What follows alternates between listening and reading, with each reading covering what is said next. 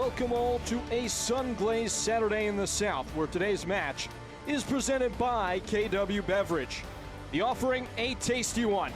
A Carolinian confrontation is on the menu, and directional difference is not the only thing that these two do not like about one another. It's Greenville Triumph and Charlotte Independence, old foes in the new season. The USL League One is live.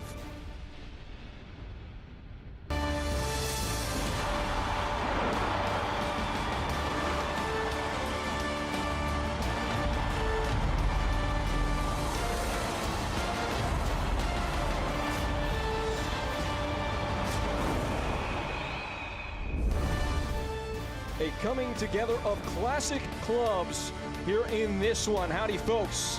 Peyton Gallagher with Ross Davenport here to take you through the contest in this one. And Ross, always mouthwatering when these two get together. Yeah, two well-coached teams always seem to be in the playoff mix over the last few seasons. Ton of new offensive talent added this offseason, folks. Tonight could be very entertaining. Greenville has had a bit of a roller coaster to commence the campaign. Started so well, got that big 3-0 win over Union Omaha, but winless since, Ross. Yeah, Green meant go to start the season. We had that tough draw against Westchester opening. You mentioned that win over the defending champs. PK win over Asheville in the Cup, but instead Green lately has meant the color of the field space.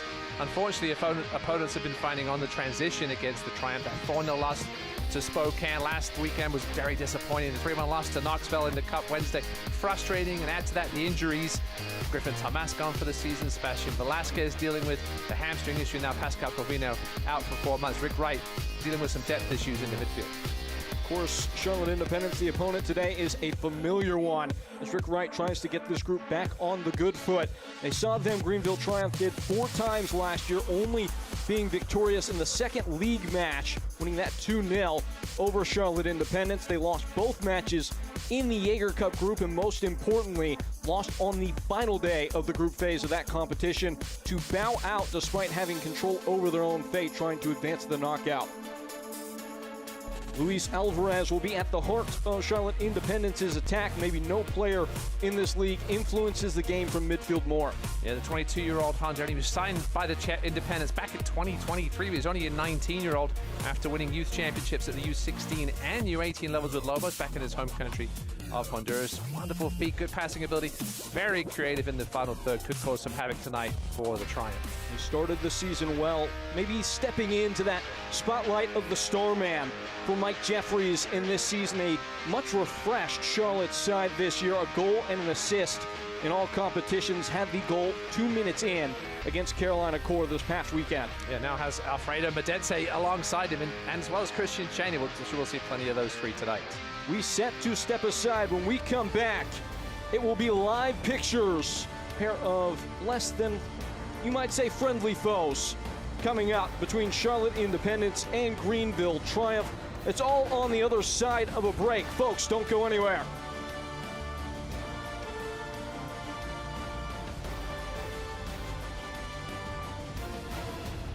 It's like nobody's watching. Except when people are watching, like your roommate and the new boyfriend you forgot she was bringing over. Believe in yourself.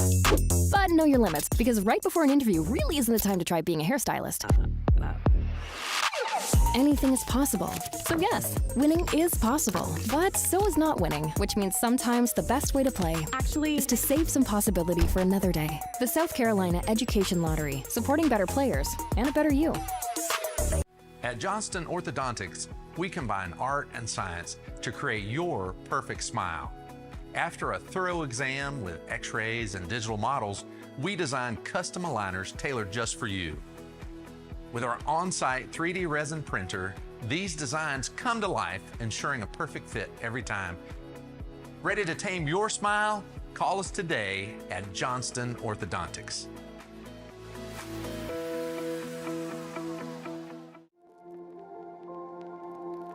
Welcome to Wood Creek Dental, where dental care from our family to yours.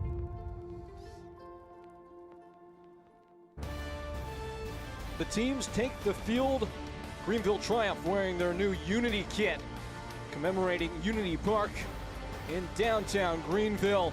Here is the side that will start the match out wearing that sharp number, the 11, chosen by Rick Wright. And again, it's Rick Wright maybe tinkering a bit. Looks like a 4-4-2, but it's the strike partnership today. That's the headline. Yeah, mate, had a ton of tinkering in midweek loss in the Cup. But yeah, the big news here is Mensah and Castro start up top together for the first time in League One play, and as well as Siobhan Marsh, the other big offseason acquisition from Chattanooga, will start in the midfield. Out goes Zakowski, Anguiano, and Robles. Big news, Sebastian Velasquez back on the bench, still dealing with that hamstring issue a little bit. We'll see if he gets how much action he gets tonight. For Charlotte Independence, aside that, really it's an embarrassment of riches, the amount of attacking talent that Mike Jeffries has to deploy. Trying to figure out how to stand that puzzle up, that's the question. Yeah, that front three is pretty scary. Jan Baquero as well, right behind it. One change from that 0-0 draw versus Chattanooga a couple of Fridays ago. Omar Sis out, Jan Baquero comes in. Bashir and Jai maybe will play the single pivot tonight, but he won't mind too much as long as those boys in front of him score goals. So here we go. Charlotte Independence trying to continue what's been a without blemish start to the year. Greenville triumph, needing desperately to find some rhythm again. Yeah, Rick Wright said to us midweek that the performances have been there.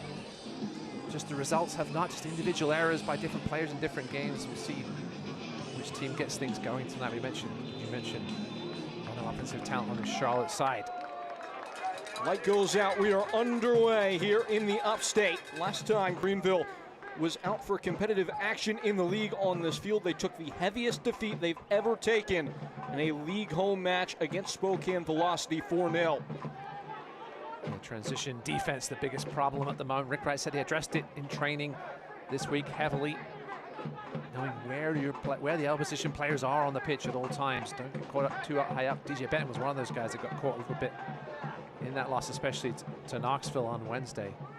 Talked to Mike Jeffries as well about the move to the youth movement on this independent squad. It's just going to take him a little while to gel. See Christian Cheney, not young, but one of the best strikers over the last couple of years in USL. Their best pure nines, especially in League One. And Medense, listen, what a pickup that was.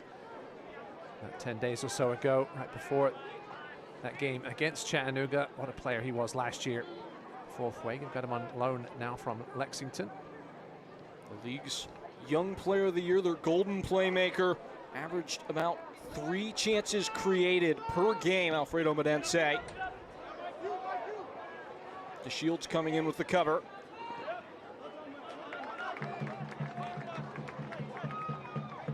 One thing to notice there, the run of Chapa Herrera, normally used as a defensive midfielder, already getting into that final third. Looking to attack, as you mentioned, Peyton in this moment. We have a different look here, 4-4-2. Want to go with the double pivot, but they want to get Evan Lee higher up the pitch as well as Herrera. We'll see how exposed that leaves the back four tonight, though. Launched in by Evans. Obviously, Castro and Mensah up top. Everybody's been waiting for that pairing. Will it be effective? Time will tell. Scrapped away by Luis Alvarez. Not a full-throated clearance. And Greenville be able to grapple it back. It looks like Evan Lee will sit the deeper of the two midfielders. Herrera on for Castro. Scanning his surroundings. Swung wide. It's a well-placed ball for Evans. Connor Evans cutting one in. It's blocked. Falling to Benton. Devin Benton hooking one in at the back post, and it skips away. Gliding out for a throw. I'm sure see Siobhan Marsh doing just what he did there, pinching in to get involved as well, creating havoc in the middle. Listen, the way the Independents set up, they didn't have much width in that 0-0 draw against Chattanooga. We'll see if they have a little better balance tonight. Let's get those fullbacks forward. Try and create some of that width, certainly not from the midfield. See if there's a bit of congestion in this game in the middle of the park. We talked about it pre-game with each other. Peyton, see who comes out, who adjusts the best, I think, as this game goes on. It's a beautiful day here at twilight in South Carolina. 80 degrees and sunny. We're anticipating there might be a water break at some point. We will see later on in the game if the heat and humidity persists, and that is required as first foul of the game is given.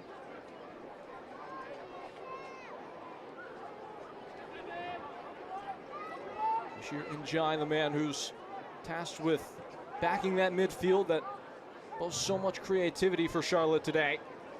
Here's Herrera showing some creativity in his own right. Yeah, first time we've seen an Independence lineup without Omar Sis for a long time. Jeffrey's trying to tweak things up. Obviously no goals against Chattanooga in that meeting a couple of Fridays ago. Looking to remedy that. Sis had started about 13 games in a row for Charlotte Independence, dating back to last year. Getting a bit of a rest here today. Sean Tahini having a word with Fabrice Senga there. Late challenge on Connor Evans. You said it, partner. It's Sean Tahini with the whistle in the center. Patrick Slane, Aaron Riley, the ones running the lines. Kyle Johnson is the one working the board as the fourth official today. Sean Tahini probably telling Fabrice Senga that, listen, if that had been 10 minutes later, you would have been in the book. No love lost. These are teams that are quite familiar. It's more than just geography. Zane Bob back at his traditional centre-back spot tonight after playing right back in the last league game. It's a pretty good effect. Had to come off injured in that one, so fortunate for Greenville that he was able to just reinsert himself straight into the lineup as Luis Alvarez gets to work. Howard Gate chipped along, something the Chancellor got. Howard Gate again. Greenville doing a nice job of shrinking the space. They've won the ball up high. Here comes Castro. Left wide for Evans, who cuts it in. A beautiful cross, an even better stop. Matt Levy takes one off the board. Lovely bit of interplay by Greenville. Chapa Herrera wide open. Pretty quality strike from the penalty, just about the penalty spot. Maybe he was a little off balance. That lack of power was enough to allow Matt Levy to get over, but still a quality save by the man between the pipes for Charlotte tonight. You see precisely why Mike Jeffries was comfortable to allow Austin Pack to leave, who's been one of the best goalkeepers in the league in years past. Chipped in cross, headed on by Bub, never quite got himself around it. Yeah, not much Bub could do there. Yeah, perhaps if Chapa Herrera just got a little more zip on that shot, he would have found the back of the net. I believe he was scrambling over to his right, or if Chapa had gone perhaps the other post. But still, good early chance for Greenville. Early on, we're seeing Luis Alvarez a little bit deeper here.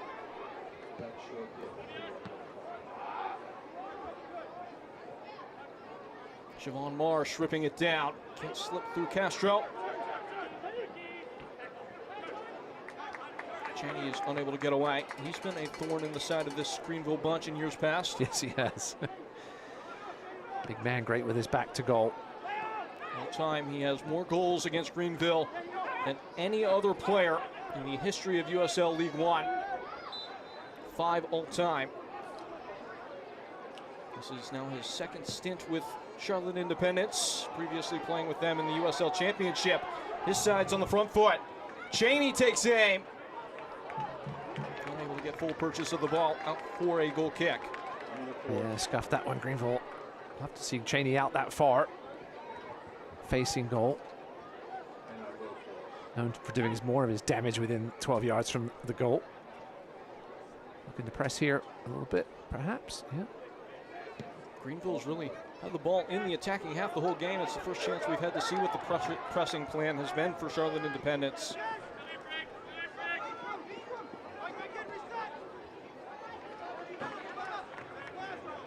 It's a throw in to come.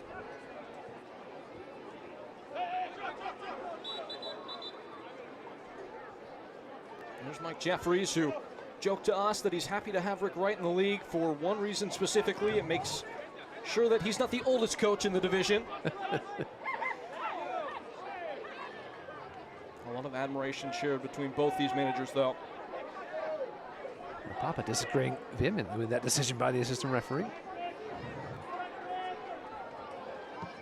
Mensa, who got his first goal in that Open Cup defeat against One Knox, maybe the only silver lining from that game. The second half performance was good, considering they were down to 10 men for most of it. Certainly could have made things interesting. Well, they did make things interesting to make it 2-1, and a bit of a sloppy goal at the end. to make it 3-1, but Greenville could certainly have tied that game after a disappointing first half performance, that's for sure. Quickly on Mensah. Believe it or not, he's never scored against Charlotte Independence.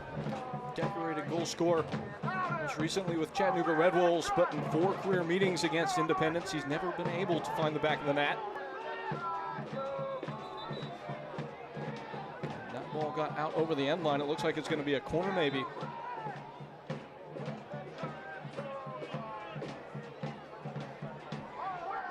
Grady River Riot. The youngsters on the drums tonight. Put them to work. Earn a little pocket money.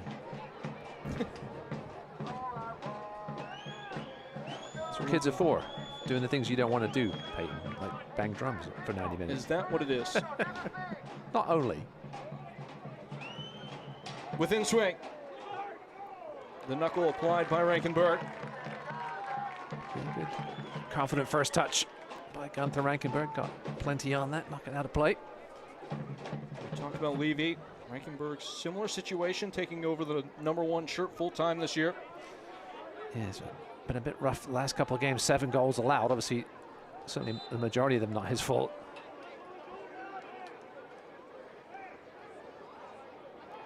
Attackers finding themselves so deep in that box, especially against Spokane. Not much Gunther Rankenberg could have done. In fact, he even saved a penalty against Spokane. Well, sorry, Seth Tormund was obviously in goal for the cup match on Wednesday. But still, yeah, Rankenberg #1 for sure this year after battling Christian Garner last year for the spot. I think most coaches will tell you they'd rather have that one solid #1 coming into the season. I think most goalies would tell you that as well. Yes, knowing where you stand. A little bit biteless and caught off the ricochet by Rankenberg.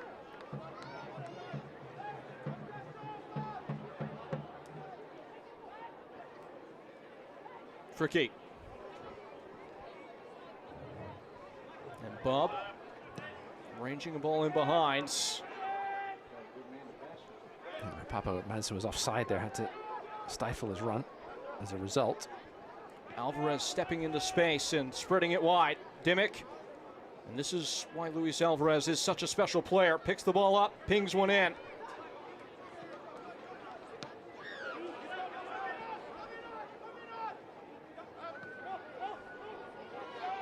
Back to Levy.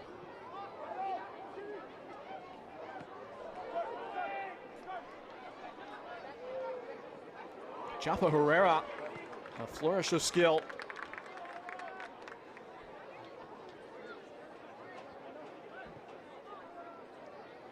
So Brandon Fricky on the ball now. Didn't start Wednesday, did come on off the bench.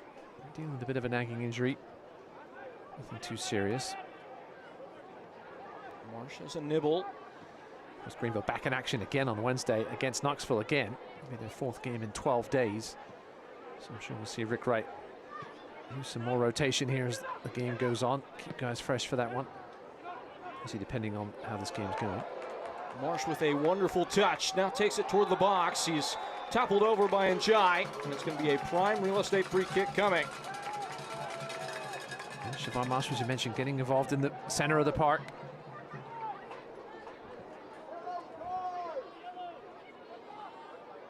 Take a look at this. You don't see the touch there, but the foul by Njai. Yeah, good bit of body work by Marsh. Obviously a size difference between him and Njai, but if you can use your body effectively, no matter your size, win free kicks in dangerous positions like this.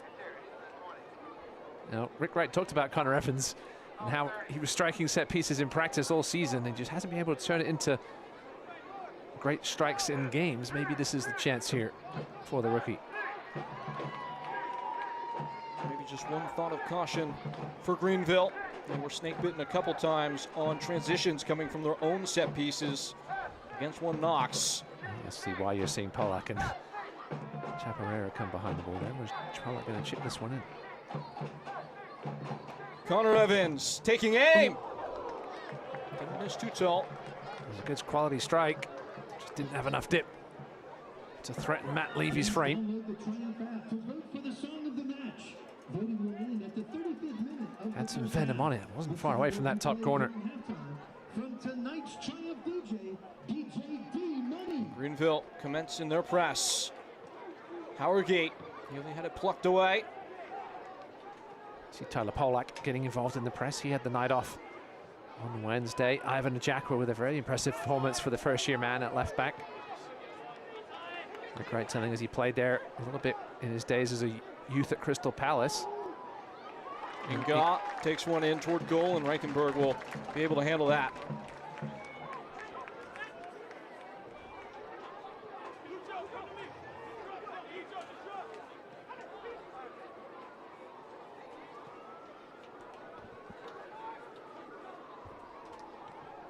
Ivan Ajakwa, more of a 6 during his days here at Furman. But we saw him play striker earlier this season, but left back. He has some experience there, as you mentioned, in his youth, so it was very impressive there on Wednesday. Njai, Becerril, and Howard Gate. Smooth stuff on the ball right now from Independence.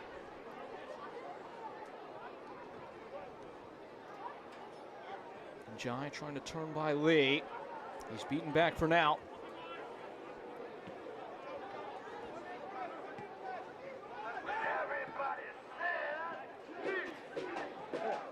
Medense. And Herrera is taken down. He just grabs the ball. I think they're going to give a handball against him there.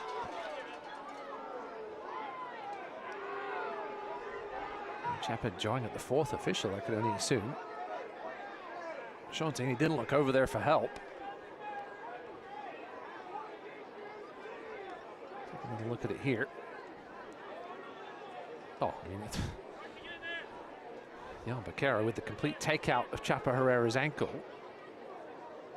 Not sure how Shantini missed that one. She's not going to change her mind. Now a chance here for a dangerous ball from the Independents. We'll see Alfredo Medense. We talked about him earlier. Working on the left, it seems, so far tonight. We'll see if we move him centrally later. In from Medense. And that bite to it. Stabbed out. Looks like for a corner. There wasn't a ton of players in Navy uniforms around that ball. Evan Lee got it away. He wasn't sure what was going on behind him. Didn't want to take the risk. We saw a failed clearance hurt Greenville on Wednesday. Evan Lee wasn't taking any risks there. Just hoofed that one over the bar.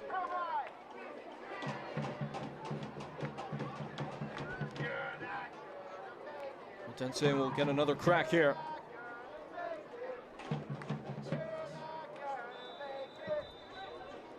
Play is stopped. Shantini doing her best to get a lid on what's quickly bubbling up into a knock-knuckle affair. Of course, Christian Cheney involved. He's always going to be the main target on these set pieces with his height.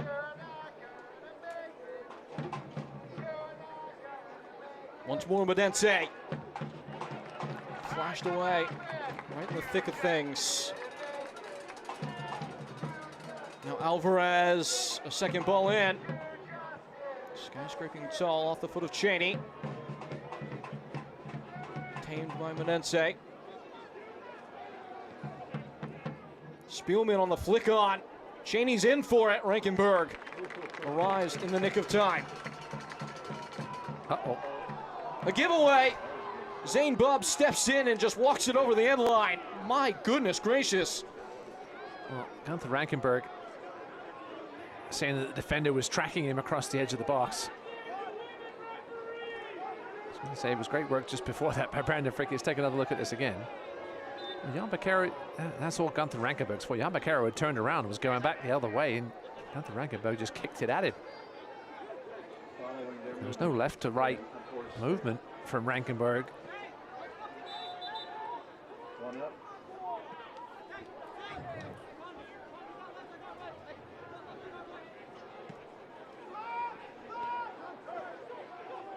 Join the Triumph family and save with our digital coupon book. Big helper with so many great restaurants in the area.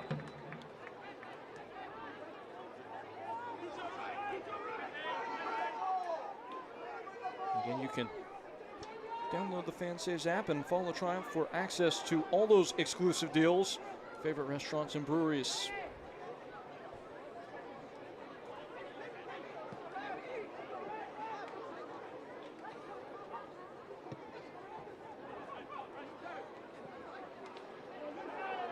Well won by Alvarez, or maybe not so. It was a heavy first touch from Connor Evans. Alvarez with just a little too much contact with the right smile. Trying to get away with one there. Something that Mike Jeffries said to us that they're trying to work on with Alvarez. When to harness that aggression and go in for the tackle, he's willing to do the running. Sometimes maybe a little bit too willing. That's what, listen, with these young kids, you want the enthusiasm, but yes, you have to keep it caged a little bit at times. It's a tiny touch. Similar with Greenville. Similar with Greenville and Rodrigo Rubbers. Talking to Rick Wright about dealing with him and keeping his emotions in check. He said he wants to be a sports psychologist when he retires. Slinking forwards and Jai. Booted back. Castro putting one into the path. An oncoming runner, that was Siobhan Marsh, and Levy clears his lines. Yeah, Charlotte grow into this half as it's gone on here. An early chance for Greenville. Charlotte have been in the ascendant since then. USL on CBS kicks off tomorrow with two former USL Championship title winners battling it out. Join us at 4 p.m. Eastern as undefeated San Antonio FC takes on Western Conference rival Phoenix Rising FC. Again, that's tomorrow on CBS. Yeah, San Antonio seemed to have figured things out after the disappointing 2024 campaign. Always fun to see USL on the big network. By my account, San Antonio, the only team in the championship to win every game they've participated in so far. It's a clever ball. Benton supplying, now getting it right back.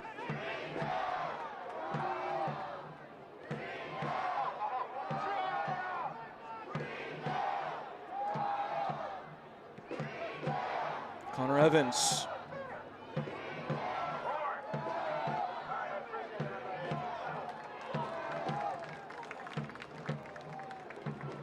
Charlotte doing a really good job here of congesting the middle of the park. Marsh trying to pick the lock, just got away from Castro. Now Alvarez looking up and looking out. Big tackle from Chapa Herrera. Unfortunately for him, falls straight to Dimmick. Yeah, Clay Dimmick not afraid to get forward. You see how far up the field he is now. Good job by Greenville. They knocked that ball around a little quicker. Try and get rid of some of that congestion. Better movement off the ball. Been a real struggle for Greenville on the ball this year. They've been able to have success moving the ball down the flanks, but not really playing through teams. Yeah, I think with the two up top today, certainly looking to get a few more balls on that back shoulder. That's a lovely ball. And Jai. Medense calling for it in the pocket. Now at the feet of Alvarez. Stinging one down the flank and just slightly overcooked. It may have stayed on. Pops up. The flag does, and it's going to be a goal kick.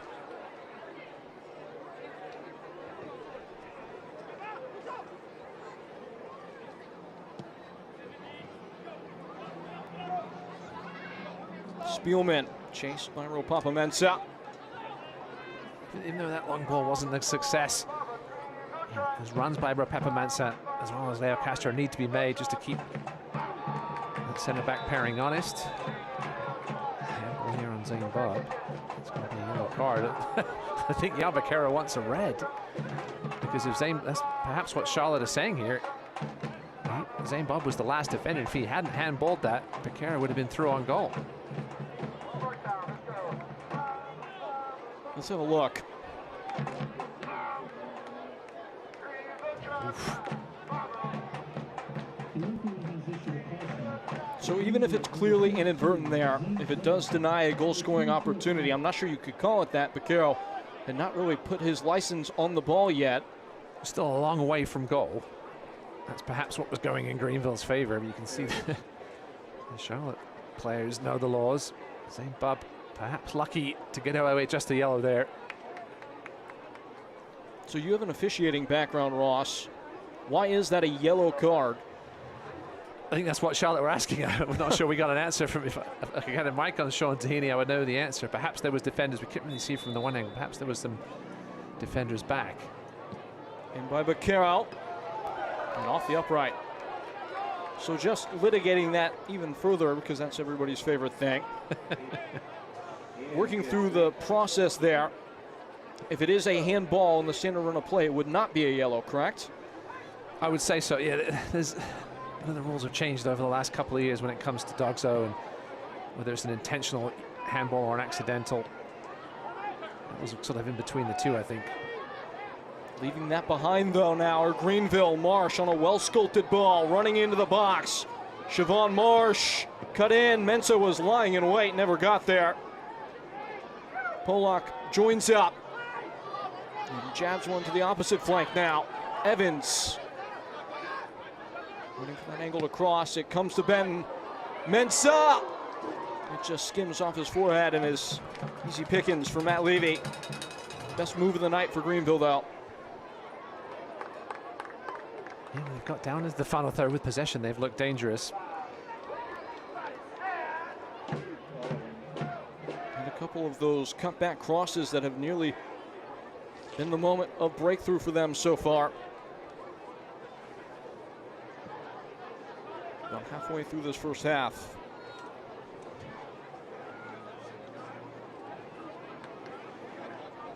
Yeah, the DOGSO rule now with a non-deliberate handball is a yellow card and just a free kick.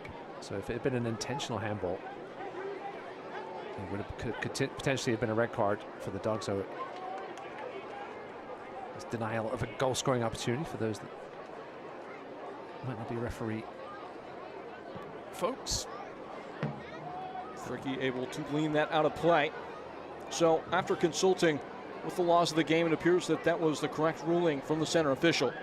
No, good stuff by Sean Tahini. I'm sure she had to explain that to the Independence guys who were looking for the red card. There certainly was no deliberate. You know, the hand was in a natural position, just kind of bounced awkwardly up on him. So the right decision in the end from Sean Tahini. It doesn't like Bub really gained anything by knocking the ball down with his hand there.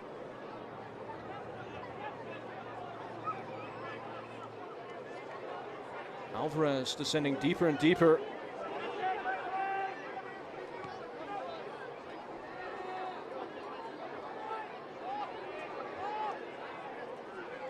Levy. Flushing downfield. Straight to the feet of DJ Benton. And Jai joining up in the press.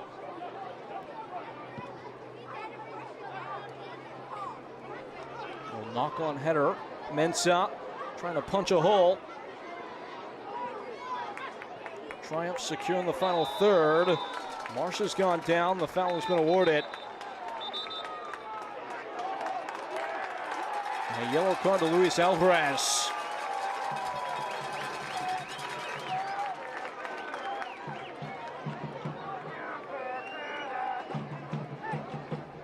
Look at this one. The initial foul was there from Ngara on Marsh. I thought maybe for delaying the game, delaying the restart. Couldn't hear the whistle on that one, so I'm not sure where the whistle was blown initially, unless it was just for the delaying the restart. Was he close enough? But Greenville took it quickly. So not back 10 and the other team takes it quickly. There's your risk. It was an interesting one there. Nonetheless, it's a meaningful chance from a set piece now. Evans and Polak, the one who cast the shadow.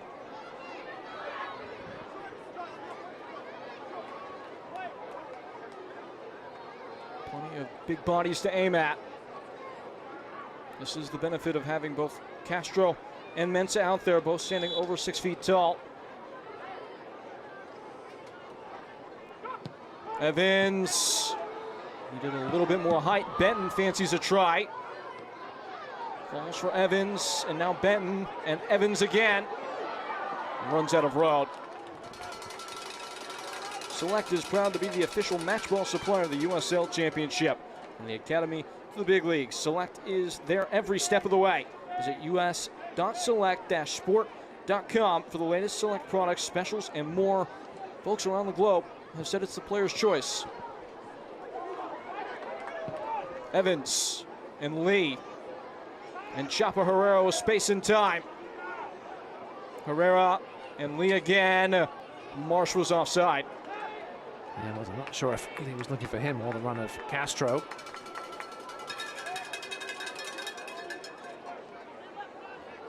Even still, though, feels like Marsh has added a layer of complexity to the attack. He's definitely being allowed to pinch in quite frequently from that left side. Connor Evans certainly going to stay a little more wide on this right side. Marsh, a player who scored 18 times the last 2 league campaigns with Chattanooga Red Wolves. Still looking for that first one in the Greenville colors. Could this be something on the move? Charlotte Independence. Luis Alvarez, the Jacks jumping into action. Dimmick. A supportive run from Baquero. Cheney! The most narrow of margins. Yeah, the hands to the head tell you all about that miss from Cheney. Perfect delivery for the big man. Just couldn't keep it down. Didn't finding the extra man. That wide to Baquero. Christian Cheney. Brandon Fricke was in the vicinity. You'd expect a striker of Christian Cheney's ability to do a little better there from 8 yards out.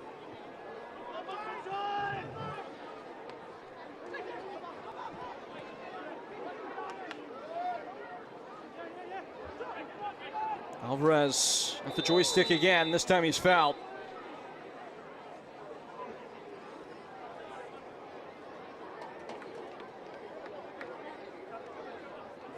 Take a look at the new Unity jerseys there.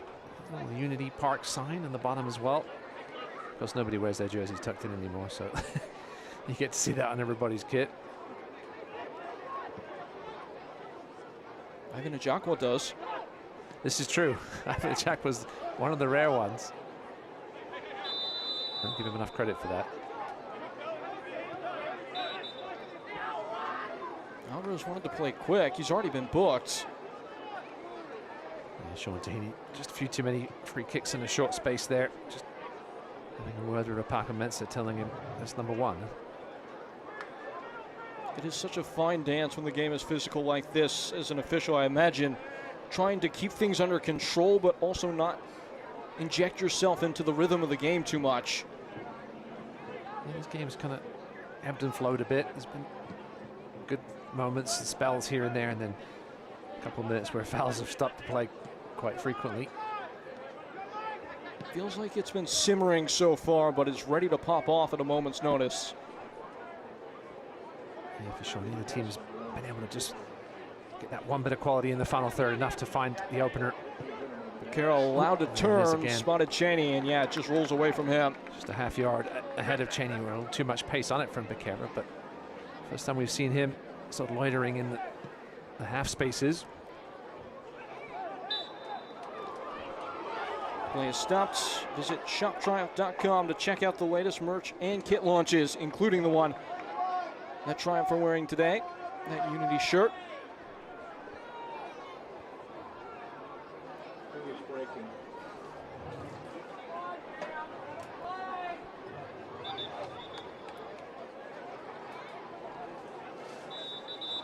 One shot on target so far in this one. Obviously credited to Chapa Herrera. Had that golden chance in the first 10 minutes. On the cutback, found himself in acres of space, just couldn't put it past Matt Levy. Medense. And Dimmick. His cross is blocked, taken out for a throw. I think the big number, Ross, is there have already been 13 foul calls. They'll let you play if you want to play. If you want to mess around and have these chippy fouls, they're going to blow the whistle. Mecklenburg intervenes. Feels like it's been a while since Greenville had a legitimate chance. Yeah, that Chapa Herrera one. Certainly the real golden one so far, and he's on the ball now with 4 tackles already tonight.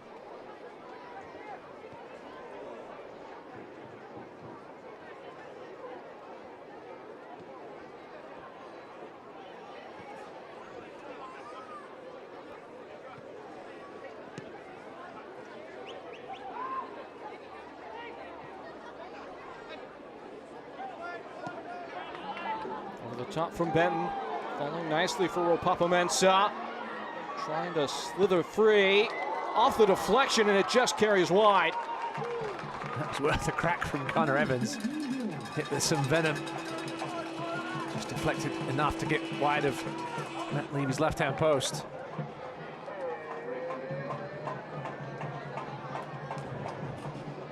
Worked by DeShields, and Connor Evans was only thinking about one thing there.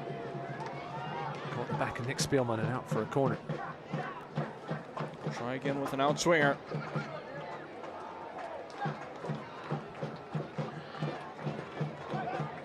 Brushed in and stabbed away at the near post.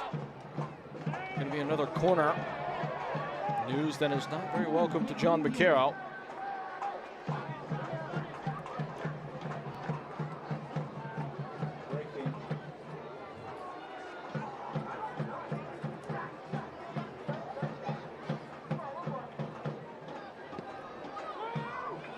Towering tall, the knock on and a heavy collision is going to snap play.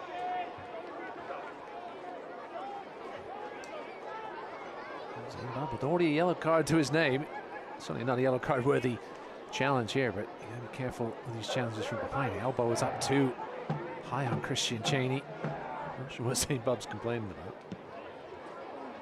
This one is not for the faint of heart.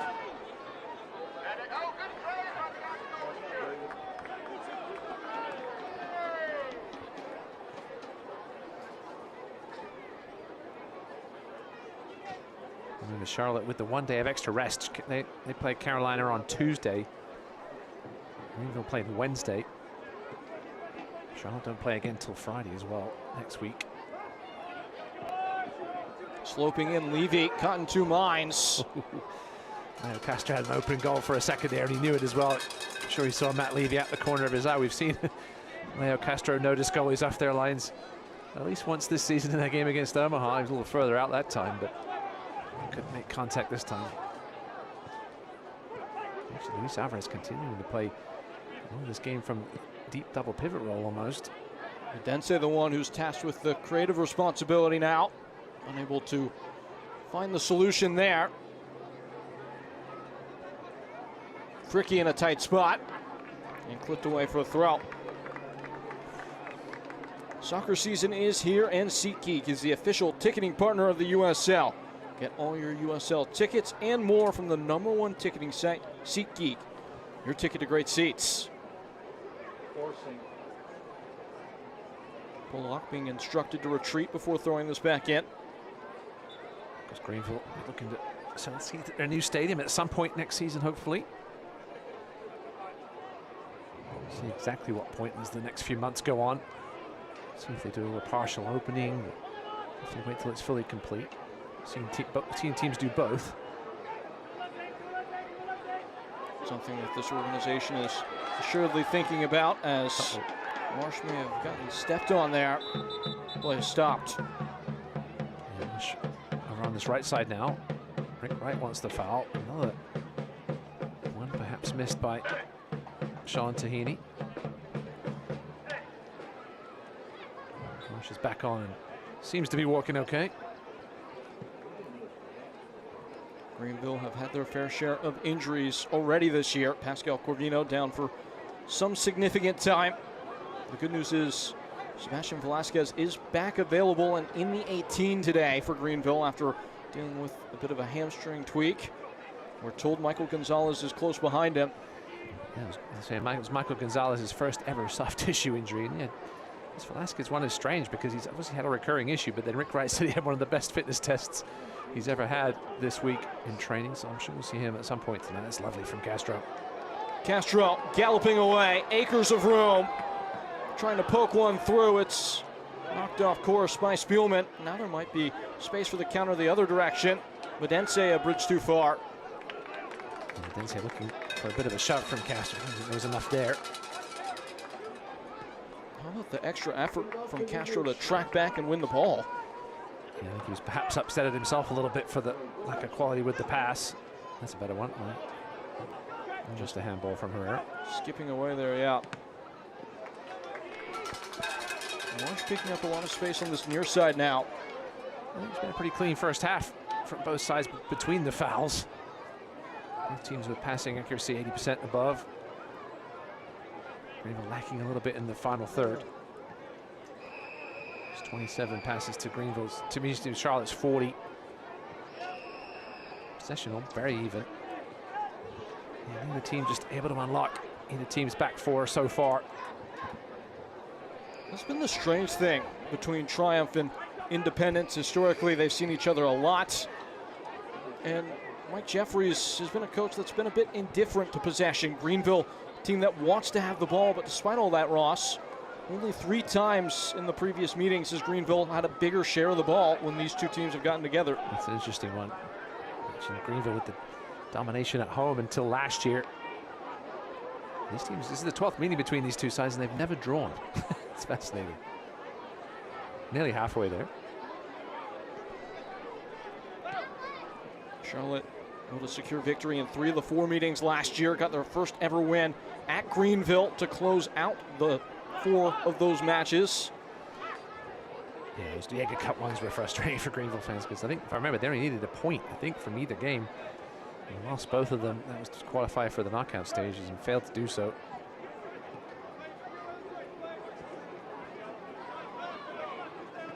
Diego Cup play will be starting up soon. Of course, unfortunately, Colorado won't be able to defend their title, so we will have a new champion this year, and obviously it could be from the USL Championship.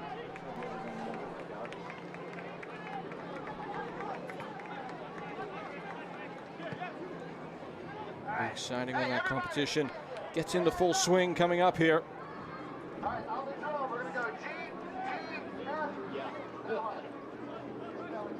Charlotte still in the US Open Cup. They will play North Carolina FC, their former League One opponents. Like Mensa had done well to get just narrowly back on side. Dimmick forced to thrust it out of play. Polak.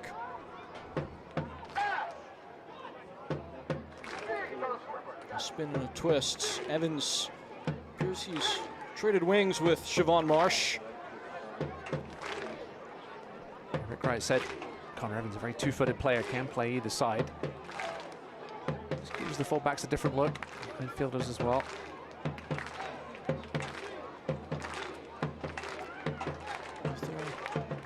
Another chapter to write in these next 5 minutes to close the half.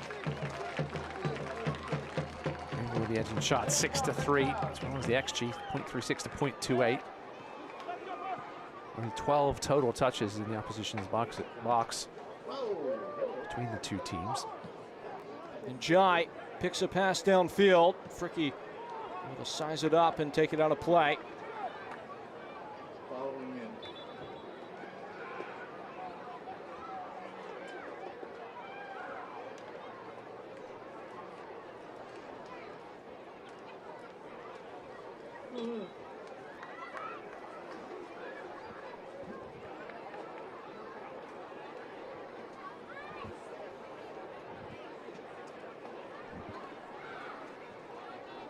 Cheney, and toward the byline, and I'm not sure if the man running with the ball knew where the byline was.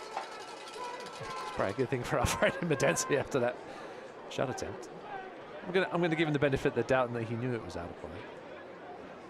We always say play to the whistle, Peyton, and thankfully Alfred Medensi put that one into the sky.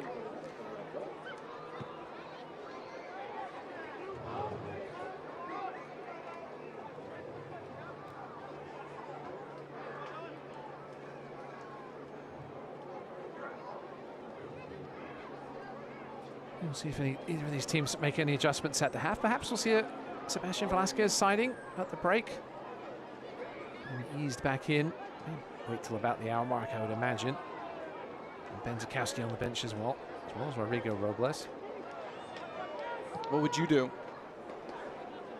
I'd give it till about the hour mark.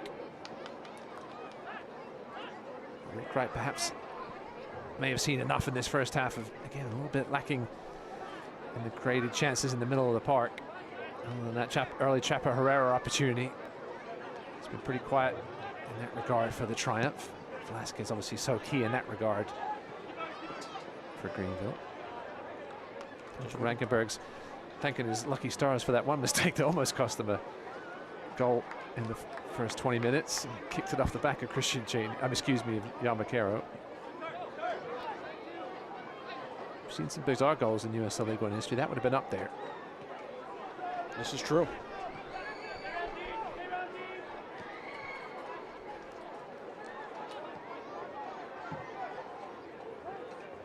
A swaddling touch from Mensah, who navigates through traffic. Castro a little bit deeper to get on the ball. Just waiting on the board to go up now. Marsh and Benton. He's giving it away.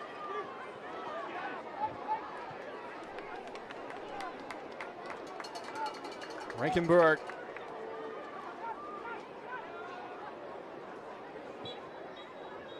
And that closes a stop and start half in South Carolina. Scoreless. Greenville Triumph and Charlotte Independence unflinching through 45. Yeah, some quality play in the middle third, but that hasn't resulted in quality chances. Obviously, a question about Doxo. Nick Spiel is probably talking to assistant referee about that early Chapo Herrera chance for Greenville. There's still plenty to play for here in the upstate. We set to step aside. The upstate Spine and Sport halftime is coming up after this as we prepare to jump to the break. 0-0 at the half. Greenville Triumph and Charlotte Independence inseparable here so far. It's been a white knuckle affair. We'll break it all down at the intermission. That's coming up.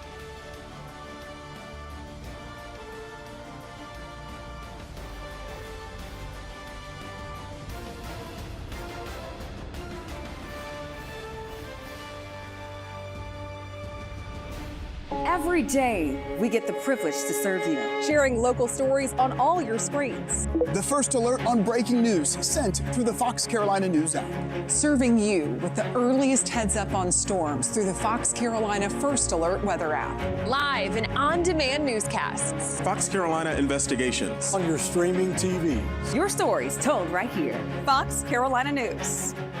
I'm Rick Wright, head coach of the Greenville Triumph Soccer Club. The Triumph play here on Palmetto Sports and Entertainment. Watch using antenna on channel 21.2 or on Spectrum 703. The Greenville Triumph play here. Palmetto Sports. El Greenville Triumph y Liberty están orgullosos de asociarse con Telemundo Carolina del Sur. Vean Telemundo Carolina del Sur para mantenerte informado con noticias locales en español y disfrutar de toda la increíble programación de Telemundo. Disponible gratis con antena en el canal 31.1. At Piedmont Natural Gas, being a part of the communities we serve is important to us because to us, community begins with you. We strive to address the needs of our communities by investing time and resources to help improve the quality of life for our customers. For over 60 years, we have funded programs that support education, the environment, and community impact. Our Energy Assistance Program, Share the Warmth, helps customers pay their energy bills. We're committed to helping our neighbors by powering the vitality of our communities. Flights from GSP International Airport just got easier. Breeze Airways now offers nonstop flights to 8 cities nationwide. Enjoy low fares, no change or cancellation fees, and convenient nonstop service. Make your next trip seriously nice on Breeze Airways. Visit flybreeze.com to book your flight from GSP today.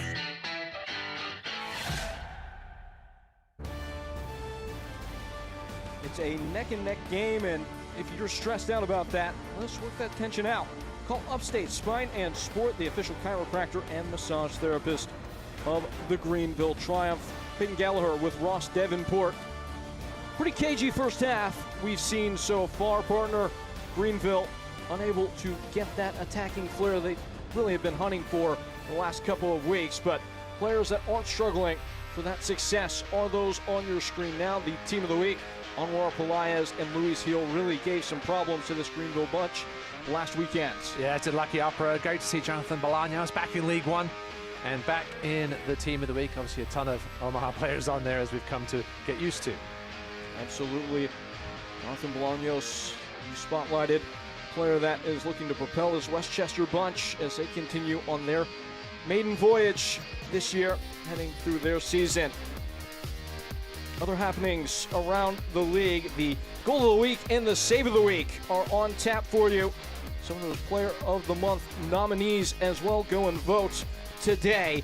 That's what's coming up. Sikowski leaks out. That actually, Connor Evans plays the ball into the path of Castro. Does Espinal have a response? It is still Darwin Espinal! What a finish that is! Richmond right back in it! Henderlong laying it off. Now cut back into Onan, who dummies away. Henderlong! Who grew up playing club soccer 7 miles from Mount Vernon, buries it. Westchester is a soccer county.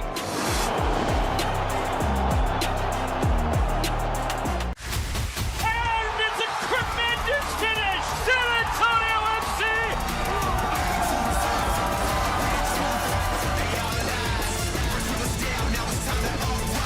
Unreal! And Phoenix Rising!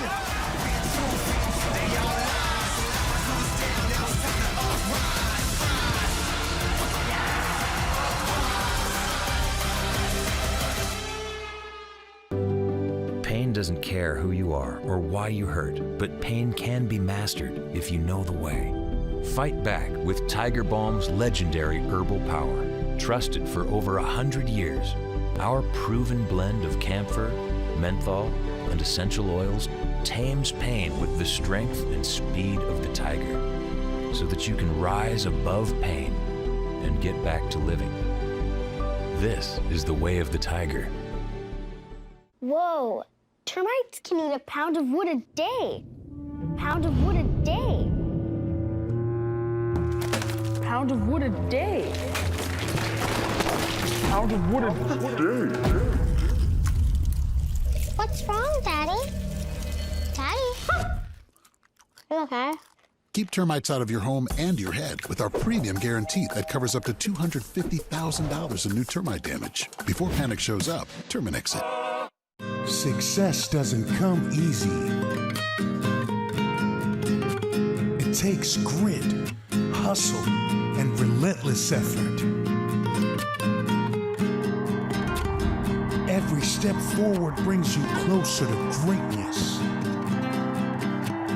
This is your moment. Elevate your game. El Jimador Spiked Bebidas.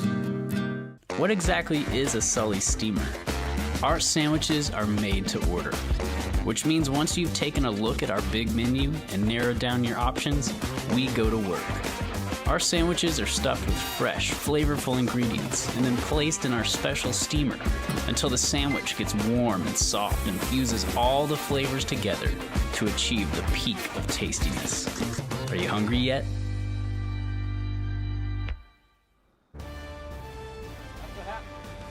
At the half, 0-0, Greenville Triumph and Charlotte Independence. Elsewhere in the league, the news and notes from around the division.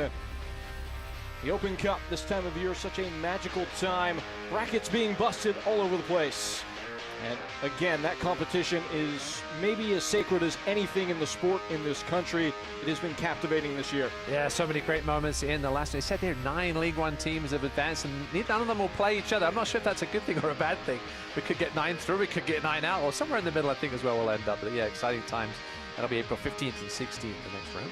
Plenty of USL clubs have made historic runs down the years in that competition. AV Alta getting into swing with their league home opener.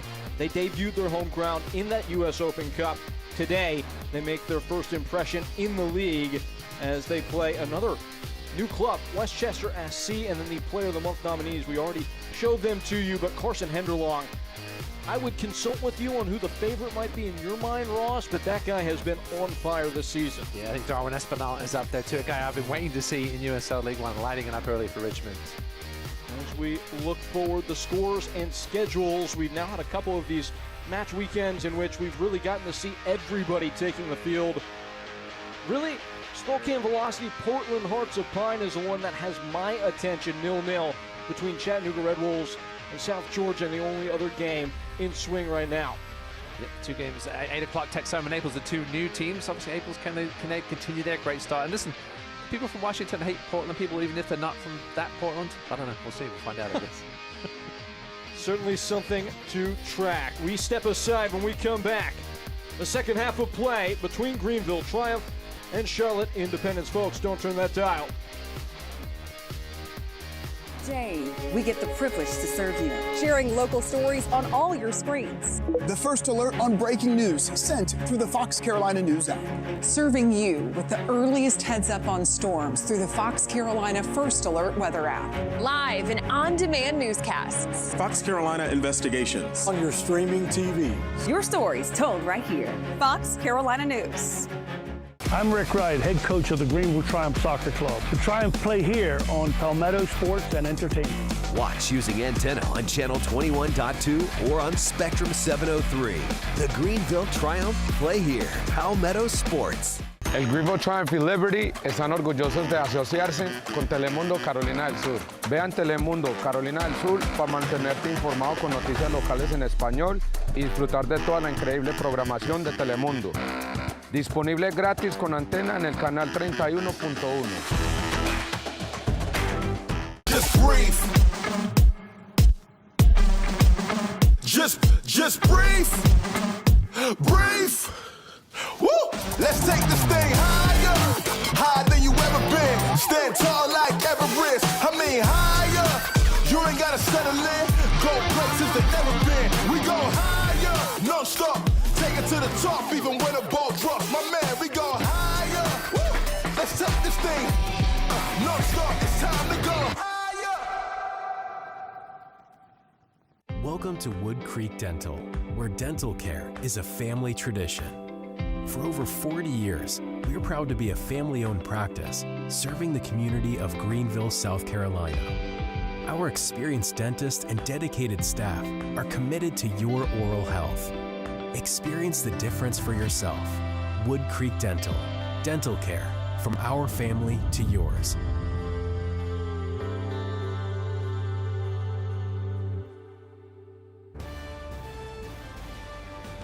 Into the second frame.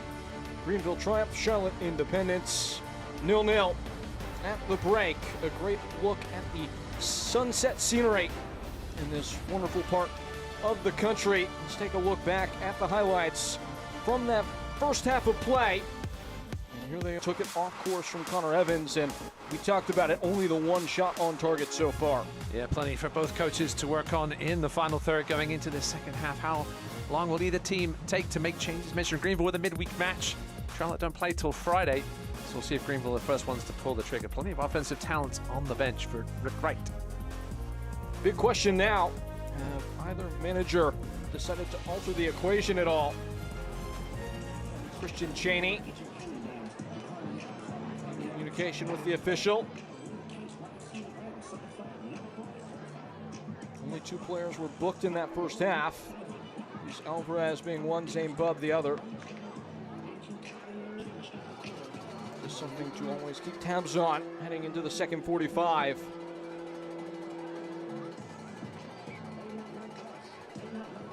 Is there a point of separation between these two? Would you shift the tactics at all for either side, Ross? Not just yet. I don't think. We'll see how these first 10 or 15 minutes go. If Sebastian Velasquez is able to go 45, I think perhaps you insert him here. We can't see just yet. We haven't heard if they've made any changes, but I'm not sure his lack of play of late if he can go that far. Maybe about the 60, 65 minute we'll see him. Those hamstring injuries are always so tough. You've got to be somewhat careful getting a guy back up to speed. Easy to re-injure. As you mentioned, both teams still sort of integrating these new additions. That man there, Pepper Mensah, had some visa issues. I saw him arrive late. Siobhan Marsh was sick early in the season. The 2 big signings from the Red Wolves for Greenville.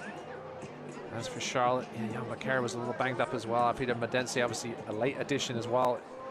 maybe 10 days or so ago. So both of these teams are still trying to figure out what their best 11 is, even what their best midfield is, as well as front 2 or 3. Speaking of substitutions and changing things for Charlotte, their top 4 players in substitution appearances are no longer with the team from a year ago. In fact, it's 10 of their top 11 this year, speaking to the massive refresh that this organization has undergone. Straight away, it's Evan Lee, chased down by Alvarez, and the flag is up. A foul has been given. Yeah, we talked to Mike Jeffries about the move to the youth, and Gabriel Obertan is remaining on staff. Obviously, former Premier League man. Great to have somebody with that experience on your staff.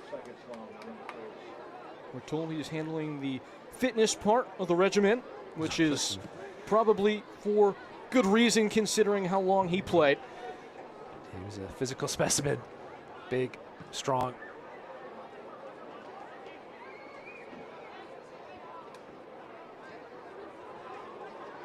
Don't see any immediate changes here for either side. Still Luis Alvarez playing deeper than perhaps we thought we would see him. This is Mike Jeffries sticking with the 4-2-3-1. Alvarez trying to put it on the head of a pin. Becerra entering the box. Cheney settling. Able to spin away. And that's why it can be so dangerous. That back to goal, quick turn shot. Could easily have been 1-0. Saw him do it in the US Open Cup a couple of rounds ago. That's the semi-pros. Spielman able to poke it out for a throw. Good job by Mensah to cut in front and get himself on the ball there.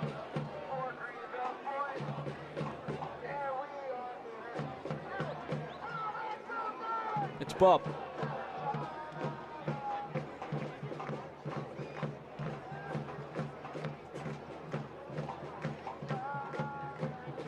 Bub ranging into the attack. Mensah has it caught underneath his feet, and he is brought down. A foul awarded. With the help of the yard markers, we can say that this is probably just inside shooting range if somebody is so ambitious. We saw Connor Evans try one from distance earlier. There he's again lining up with it. Just looking at some of the average positions. Leo Castro is an interesting one because we weren't sure whether they were going to go with the 2 up top, but it seems like he's almost playing that 10 role again. Where they tried last weekend. A little better effect hit there for him tonight. He struggled a bit there against Spokane.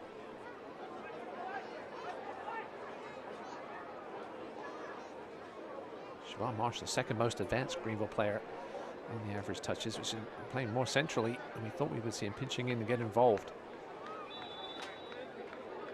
Pollock vacates.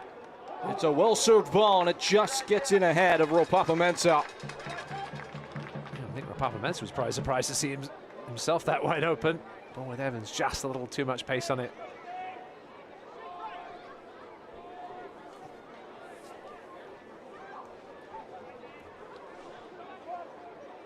Pursued back to Levy.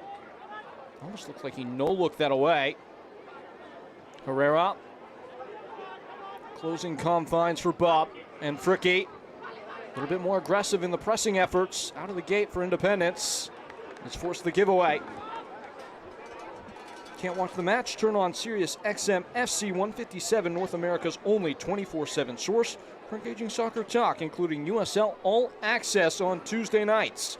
Plus your live matches from the USL, MLS, Premier League, and more, all on Sirius XM FC 157, the new Sirius XM app. Here's Rick Wright. Sure he was taking in the Premiership this morning. Medense has it thundered away. Do we have an understanding of which Premier League club Rick Wright supports? Good question. I don't think we've ever asked him that. We'll get Such to a the bottom of renaissance it. man. I don't think he has one team. I think he's a fan of the league in general. Purveyor of the sport. Purveyor of the pass from deep there. Into the gloves of Rankenberg. Do you think these long balls are a sign maybe of a little bit of frustration from the two teams, or if this is a methodical approach? Well, we saw it at times in the first half, and you've got the 2 target men. I think, again, it's just making those center backs stay honest, drop back a little bit, looking to open up that space between the midfield. There's another long ball. Could cause some havoc. Screaming in, Levy goes down in a heap. Wasn't pretty for Matt Levy, but he got it done. Certainly not what he had in mind initially when he came out for that one. Just a bit of a miscommunication.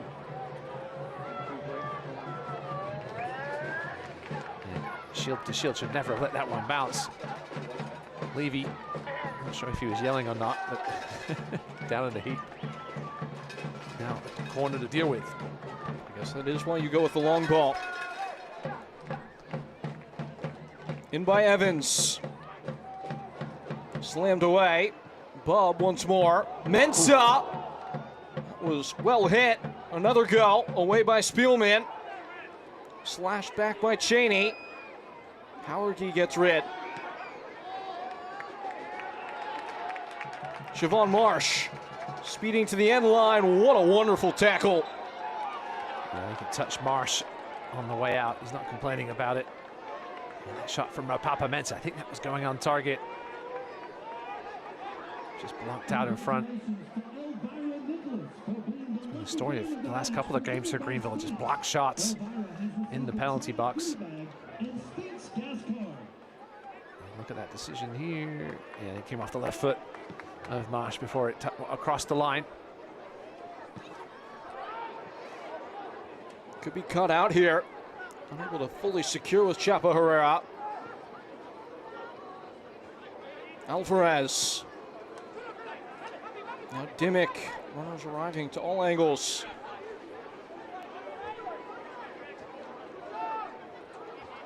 Alvarez.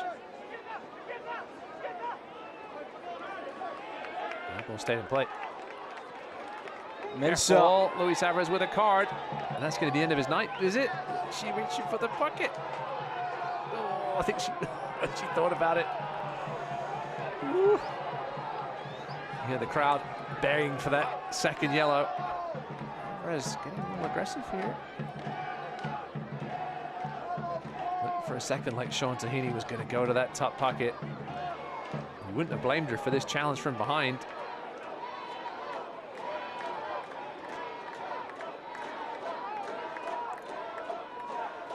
Couldn't really see because Sean Tahini was facing the other way, but I'd love to see what her hands were doing there. Almost looked like she went for the pocket, changed her mind, just gave the free kick decision. It's one of those ones that would have been a first yellow, but not enough for a second in her mind. And she's the only one that matters, her decision. Nothing more than a free kick. And Greenville probably have come the closest that they have all season long from a dead ball. The most recent attempts. Connor Evans just trying to dial in the range. To the back post. Saved off the line by Levy. Not sure if that was flicked on. But Levy forced to intervene, and boy did he. Another big save by the man in orange. One in each half now. Lovely ball in. Evan Lee perhaps at the back post there. He just got a little more on it. Undaunted. In by Evans. Mensah arrived. Blasted it beyond the goal. I've got the Shields here, and the rest of this Charlotte Independence backline being put under pressure in these first 9 minutes or so of this second half. Greenville looking for the opener, and they've come close here.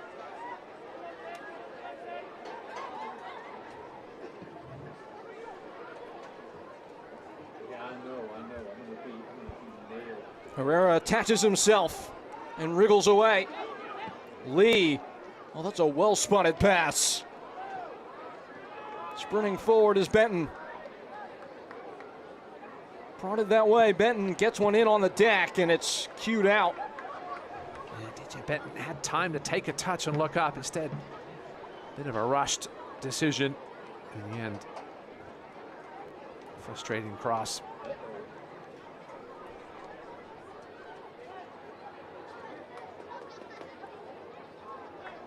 Baquero has it returned. Rolled in towards Howergate. Pollock was there step for step. Castro on the business end now as Ropapa-Mensah back in for Castro. Spielman steps in. Alvarez gets rid. Cheney between lines.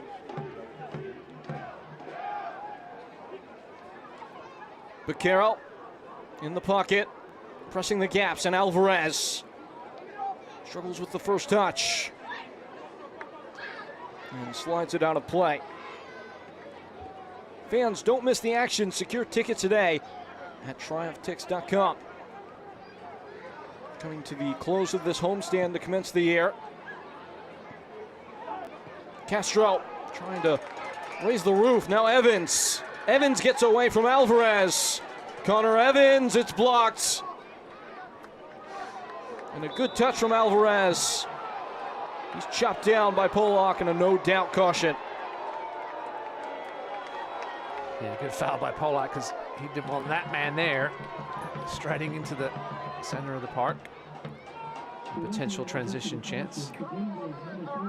Just looked like that outstretched leg landed right on the top of the foot of Alvarez. Polak with the thumbs up, or the thumb up, I should say. So that decision by Sean Tahini.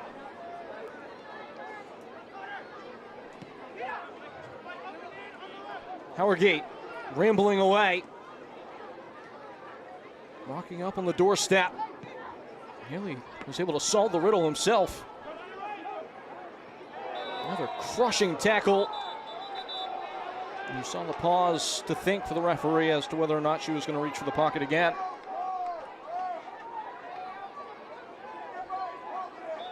And so Rick Wright's going to say, what's the difference between that foul? Jack Barrett, yeah, I mean, obviously was some help for Christian Cheney. He mad at himself. There was a notable size discrepancy there, coming in the portion of about 50 pounds and 6 inches. That might have added to things. Is that taken into account as an official? Oh man, I have this discussion with the kids that I referee all the time, and I tell them I don't want to take away your advantage physically, but don't abuse it. I think Christian Cheney there just a bit of a silly extra bit of contact. He didn't need it. Chaparral wasn't going in a particular dangerous direction, unlike Alvarez perhaps on that last. But the Alvarez tackle was much deeper in the half, right? The interesting one there about why the yellow card wasn't given for a very similar foul from behind. Bub hawking down Medense. Medense gets clear to the back post. Just hanging high over the head of Baquero. Dimmick again. Ill-fated ball. And Jai used his hand to an unnecessary advantage. We haven't seen many players from either team get behind tonight. When they have done, they've caused trouble. Medense here, just too much on that cross for Baquero, who would have been wide open for a header. Really haven't seen either of these back fours give up much behind them. He's offside, I assume he is Ropapa-Mensah. Says he wants it quicker. Same again, though, he says. This is right around the time where you had mentioned you might want to see some substitution. Has that opinion shifted at all? No, I think Vaz Velasquez and Orzakowski for the Triumph give a little different look. See what Mike Jeffries decides to do as well. Does he like this point on the road? Does he feel like he can sniff that 3 points then? And determine which direction he goes with these next few subs. That's why bring Roux on the bench. Certainly can provide some instant offense. Player that was with Cameroon at the 2022 World Cup. Scored against Carolina Corps, what turned out to be the winner in the Open Cup in the midweek. That's an uprooting tackle from Marsh. Unable to evacuate from his own ends. DeShields is bound up. Racing away is Castro. It's numbers for Greenville. Castro just ran out of gas. Come off Spielman. The referee is saying it did. Spielman did enough here. Mistake by DeShields. Just let him down a little bit. Too much on it. Otherwise he would have perhaps got that left-footed shot away. Spielman wanted the goal kick. Perhaps he's yelling at his defenders for allowing that break. Another set piece here for Greenville. In by Evans, headed on, blocked off the line. Heroic defending.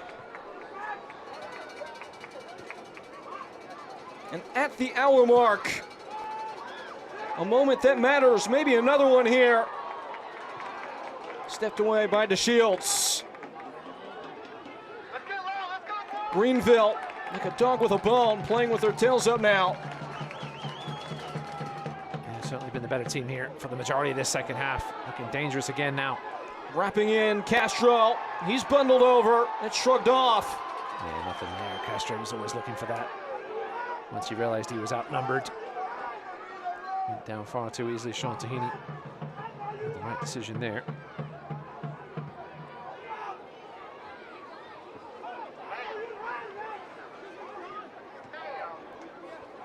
Nifty little flick from Vaquero, unable to make it stick, or Charlotte Independence, and now a foul is given against them.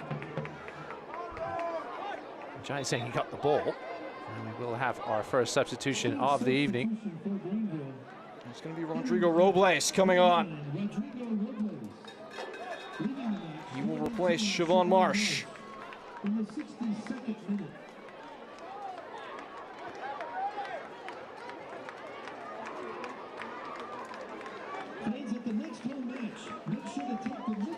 So Robles gets an opportunity at redemption after that sending off against one Knox. Immediately showing the faith is his manager, Rick Wright. I think the right kind of player, I think, to come on and continue to help this offensive push here for Greenville. So we're getting some changes as well for the Independents at the next stoppage. So Omar Sis. As well as into the channel for Lee, into the boxes Lee. And again, it's Spielman stepping in to intervene. Nick Spielman's had a good game at center back tonight for Mike Jeffries. And in the way, I'm going to say that kindly, but in the way when he's needed to be. Another instance of that there. Swebu Maru may be coming on as well.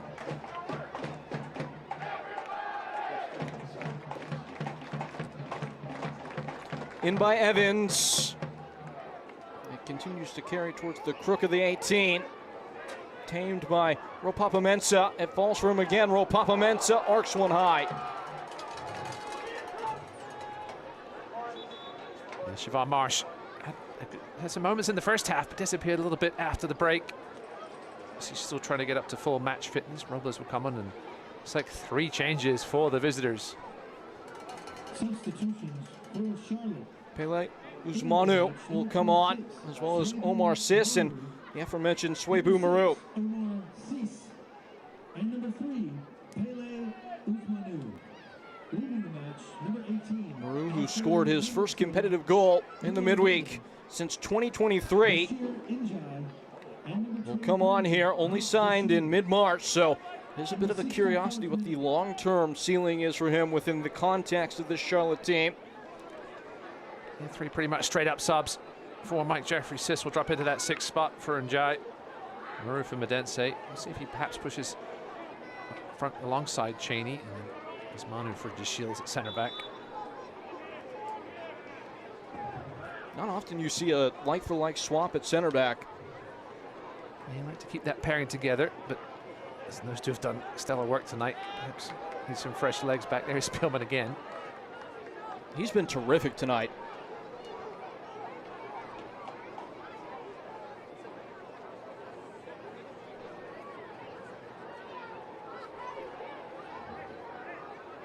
Yeah, Spielman's won all 4 of his tackles. Team high 5 clearances. Time with Brandon Fricky for the game high.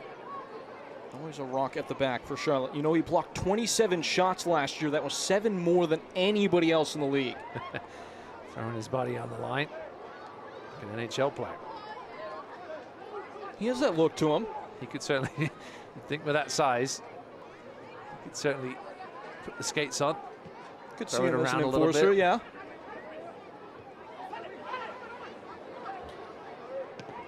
He's from Florida, though, so I'm not sure how much ice hockey he's played. Hey, they win championships in the NHL in Florida, I'm pretty sure. This is true. There is Rodrigo Robles. He is our upstate spine and sport adjustment of the match. The first change for Rick Wright in this game. It looks like he's starting out wide. Interestingly. Castro drifting into the wide spaces in his own right. Pollock and Castro again. And Connor Evans swooping in. Circling into the center. Evans pushing wide. Plowed ahead. Robles. Supportive run from Benton is there if he wants it.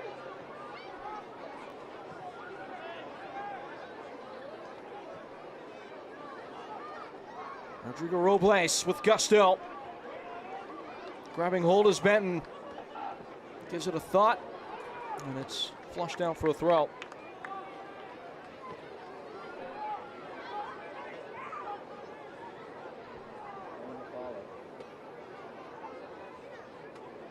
The game has stagnated a little bit after a red-hot, ripping start.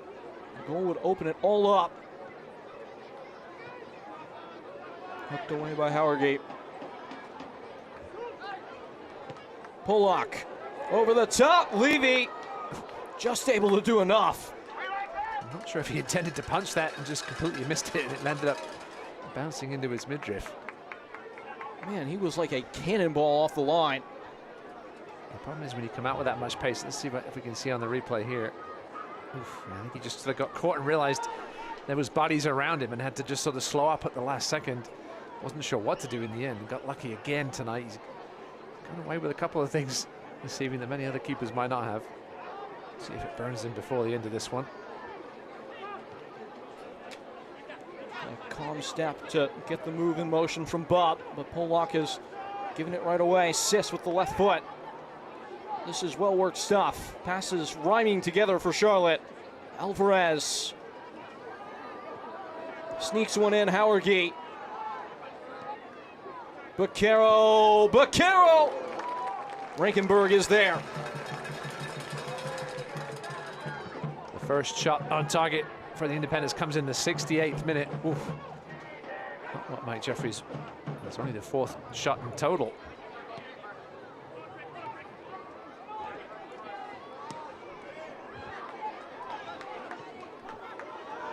It's not like the road gets any easier for Charlotte.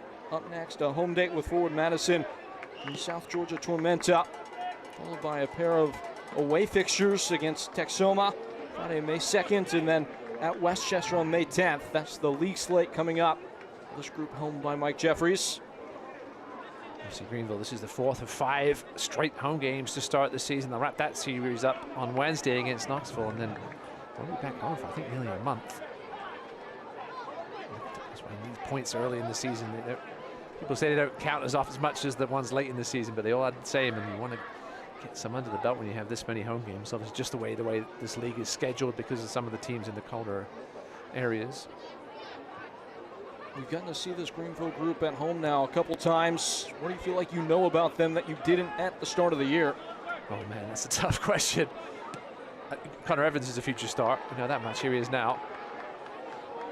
Mensah didn't have the measure of that. Still got to figure out, where Mensah and Marsh are going to fit in this system. Who's going to play the 10? Obviously, once Velasquez gets healthy, still got to figure out that way. If he can't get healthy, he's been continuing to deal with this hamstring issue. How have you felt about the partnership between Mensah and Castro today? Oh man, I think Castro was playing deeper earlier. They haven't combined much. The kind of combination players, though. It's going to be interesting to see how Rick Wright deals with this as the season goes on. Obviously, in these spots where you have a ton of games in a short amount of time, you can rotate and play them together a little bit. You can play them together a little bit when you can. Now, very similar players, big body type, similar in their style, similar physically. Great in the air. You see Mensah with a bit more pace, can play off the back shoulder. We haven't really seen it much tonight, though. Both of these back fours playing low and deep, and not allowing anybody to get over the top.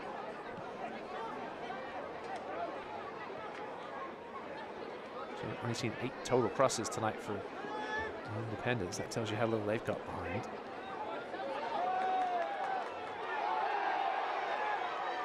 Gathered by Castro.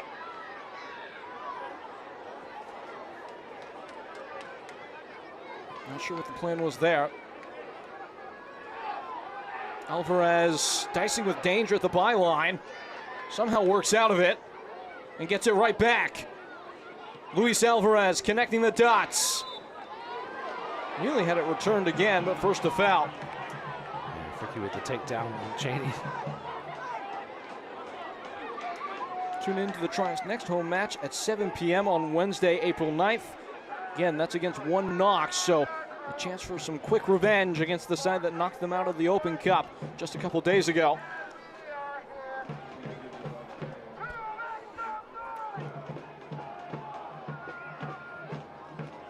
Independents continue to struggle to keep the plot in the final third. Evan Lee, Mensah ahead of him.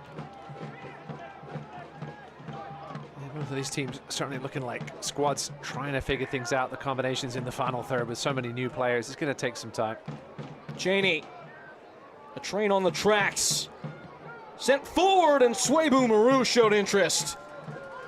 Perhaps had a little more time than he thought he did. Let rip early. Firing right over Rankenberg. That's what Christian Cheney can do. Carry the ball. That's a lovely little through ball. Yeah, he was a good 2 yards outside the box. Well excited, coming off the bench, looking to make an early impact.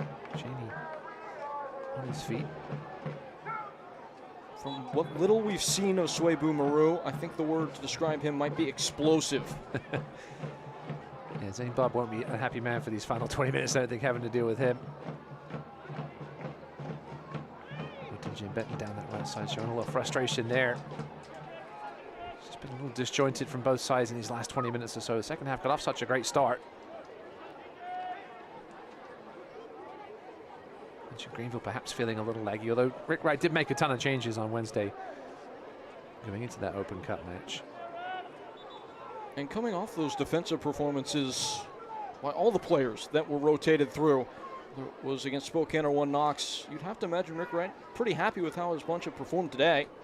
Yeah, as he said in the midweek, the performances have been there, just haven't got the results so far. Again, that early Chaparrera chance, certainly the best one for either side tonight. Spielman continues to conduct himself with aplomb. Cheney is upended. I was about to say things are getting a little loose there for a second for Greenville, and Zane Budden, the crunching challenge. Alvarez tracking it down. Levy, always an adventure. Well, the back pass to the goalie, I don't know if you saw in the Premier League today in the Ipswich game, there was a pass back that really completely messed up and then had to scoop it off the line with his hand. And of course, I was texting my fellow referees. I said, what is the decision? And it was the right decision made, that it's an indirect free kick and you bring it out to the edge of the 6-yard box. Love those indirect free kicks from that deep inside. You don't see them too often at the pro level.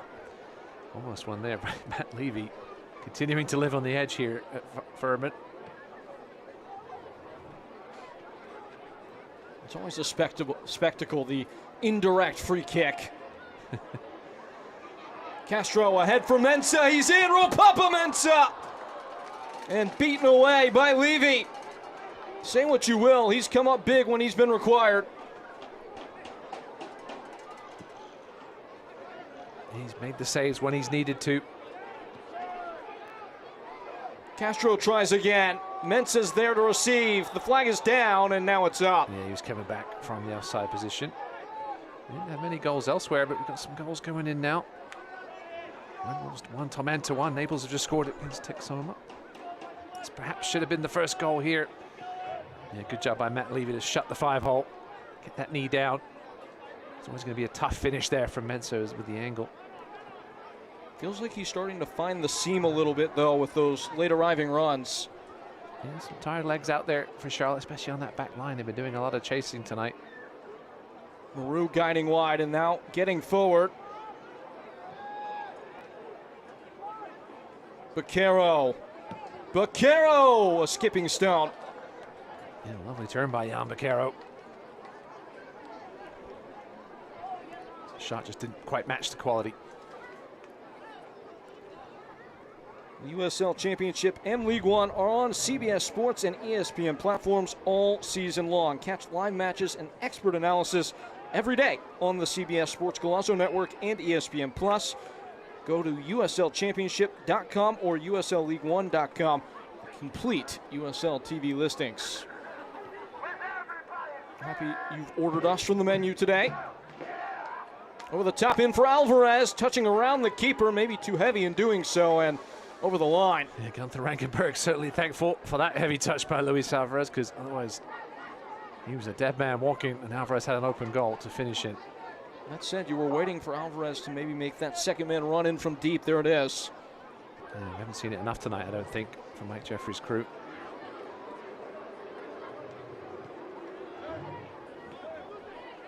Evan Lee, Zakowski watching on, waiting to substitute in.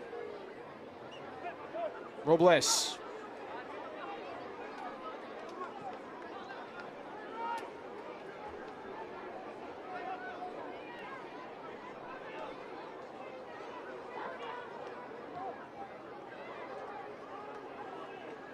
See if Ben Zakowski is waved in.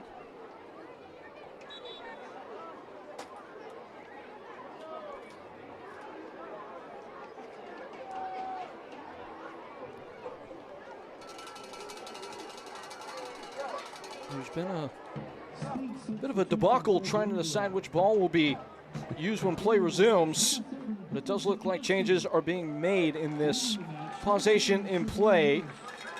Papa Mensah is the one who's going to be taken out of the game, so Zakowski can enter. Anton Sorensen is also going to come on.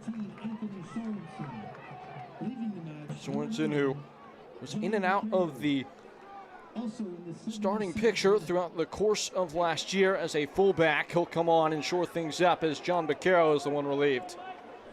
Yeah, well, I assume here that Zakowski will go out wide. Well, this one moves centrally.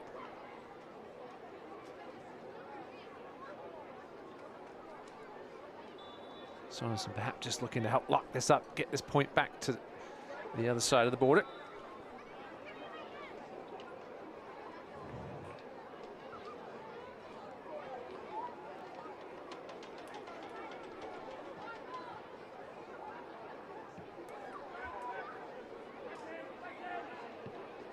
Independents have had much less of the ball at this point, closing in on 35% possession.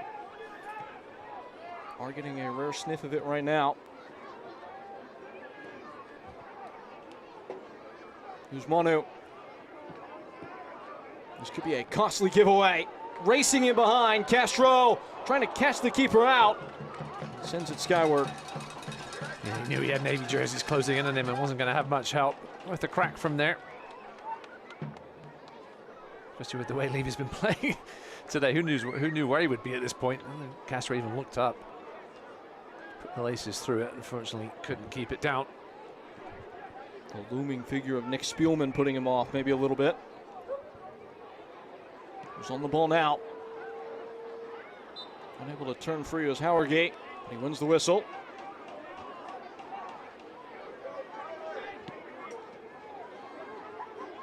Big pocket of space in here. Swabu Maru fighting off tackles. Fabrice Nga. Maru! Didn't quite ever have the full reading of that. It was almost like he wasn't sure if it was going to get to him. Zaybub was up there to challenge, and sometimes that's all it takes to throw the attacker off. Maru wasn't sure if it was going to get to him or not. Charlotte's best attacking moments have come from those swinging crosses, though.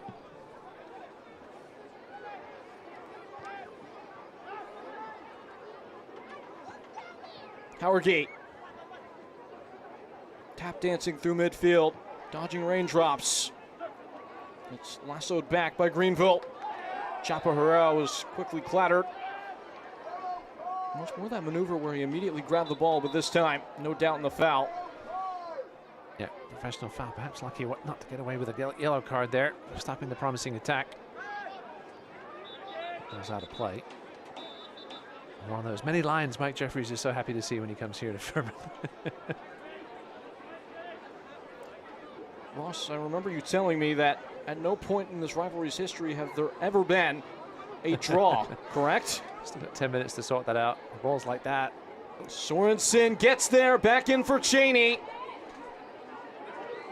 Cheney in a crowd. Yeah, good job by Polak and Fricky there, double teaming. They knew exactly what Cheney wanted to do. He was looking for the turn, a lot more difficult when you've got 2 men on your back instead of 1. The right place at the right time there, those 2 veterans. Game starting to open up. Luis Alvarez with pace. It'll put himself amongst it. Dimmick running down the line. That's where it goes. Dimmick in. Oh, that was an acrobatic effort. You see Christian Cheney score some acrobatic goals.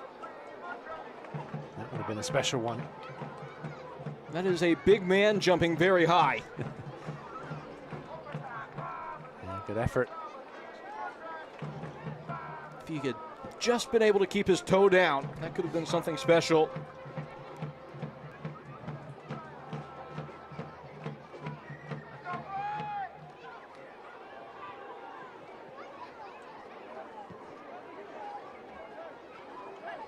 In the custody of Tyler Polak. Once more, it's a searching ball. Zukowski right into the thick of things, and now Alvarez with industry. The Honduran slashing away and slicing one into Howergate. Laid off to Dimmick. The cutback is walled off. Rankenberg hasn't had much to do, but he's done what's been asked. Yeah, it was well anticipated there. Dimmick was a little close to be able to get it up in the air. He would have had to have sort of chipped it. Rankenberg was expecting the one along the ground and got it.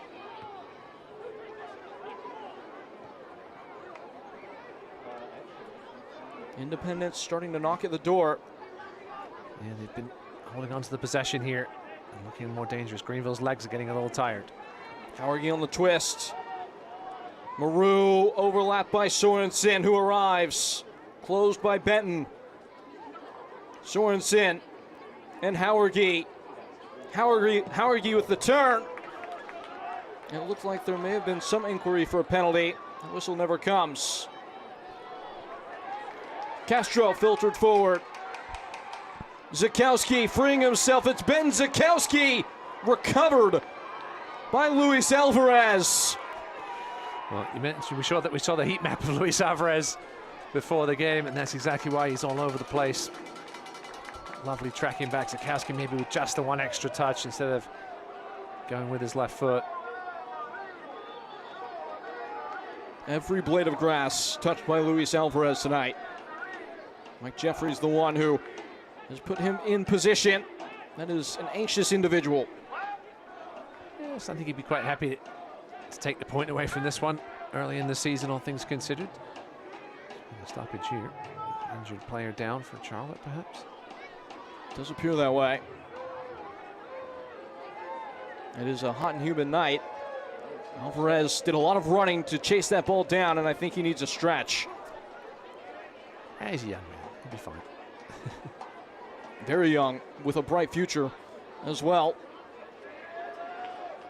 It's perhaps a little bit of cramp kicking in. There's a look at the Reedy River Riot, still bantering with the fans as they do, even from their sideline spot here. I know they missed their spot behind the goal at Legacy early. I'm sure Greenville management were making sure those guys have a prime spot at the new stadium. Be hard-pressed to find a better assortment of shirts. The supporters group. Right, perhaps thinking about one late change here. Sebastian Velasquez is there. This would be a good time for a run out. His creativity would be well welcomed. I think he can certainly give you 5 to 10. Maybe start on Wednesday against Knoxville. Pollock wants to get things restarted. We will see a sub here for the Independents, as that looks like Luis Alvarez's day is over. Alvarez will come off. Christopher James will come on. His league debut for the club. Most recently played for LAFC's Academy side. And in MLS Next Pro. Made 21 appearances and 18 starts in that division. Also has 31 USL Championship appearances for Las Vegas Lights. Yeah, pretty good resume for a 21-year-old. So he can make a name early for himself in his Charlotte career here.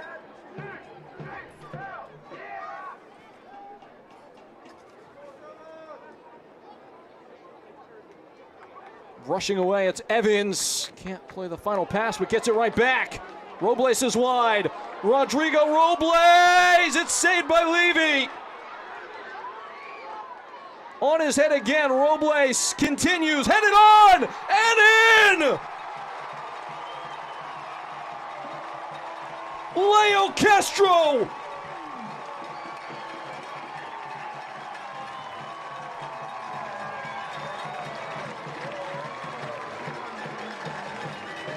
Sent off in the midweek, Rodrigo Robles. He is at the heart of the moment of separation. 1-0 at the last. Superb save by Levy, trying to get back into his net. Did it eventually, but Robles with the turn. What a cross it was with the outside of his right foot. Find his teammate Castro. Wasn't an easy finish either because he had a lot to do still. Ball was fired in with pace. A goal that could be a big 3 points for the Triumph. In need of it here after a couple of disappointing results. They've held their nerve the whole way. Rick Wright wanted to make sure that his side was attuned to exactly what it took in terms of focus heading into this game. And they've held that focus to the crucial moment. Matt Levy is requiring attention. It was a brave save on Robles. Now we're going to get some substitutions for the Triumph. There is Sebastian Velasquez as well as Carlos Anguiano. And shut up shop in the middle of the park here.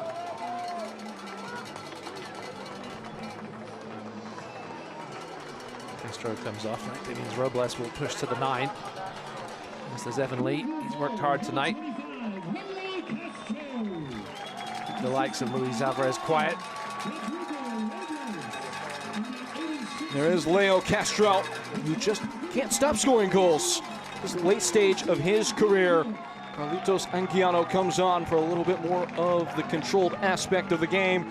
There is Seba Velasquez. I'm sure he feels great to come back in and get the blood pumping. Yeah, telling Champa and Anguiano to sit behind him. Get that free roll forward. There's Robles going to the 9.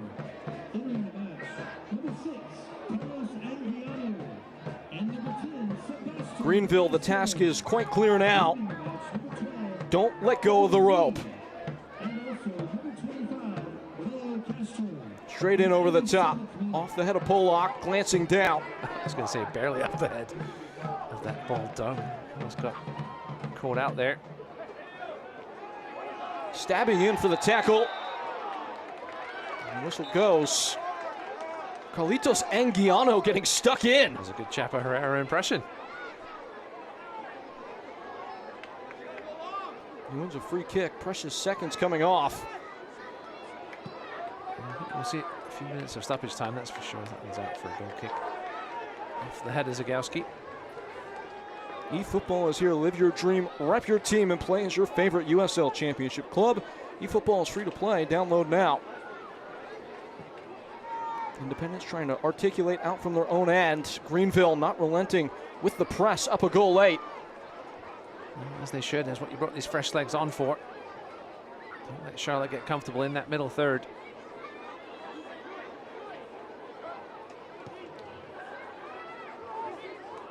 Tilting in is Cheney. Swabu Maru hounding after it. Benton able to keep his balance just barely. Pin the ball up on the end line. It's out for a corner. That could be a costly giveaway. There's a good piece of defending initially by Benton.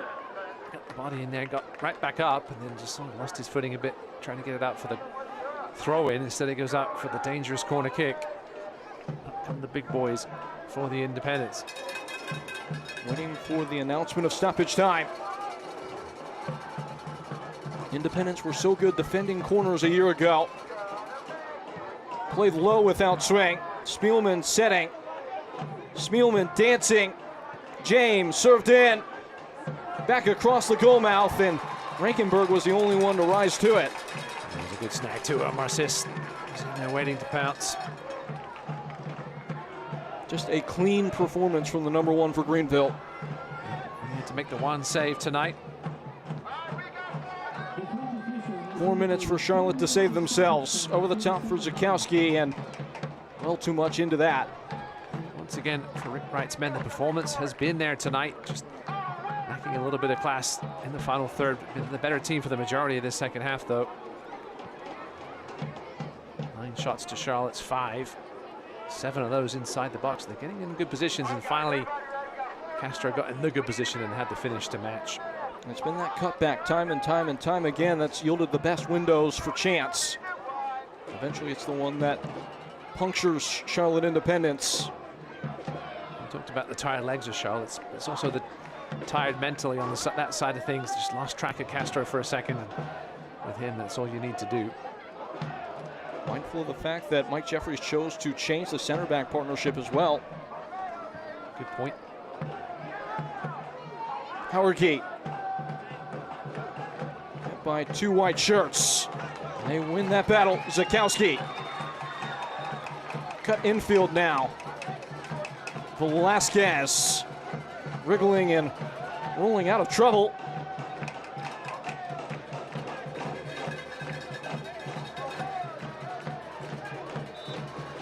No clean collision. Robles undercutting it, looked like Omar Sis.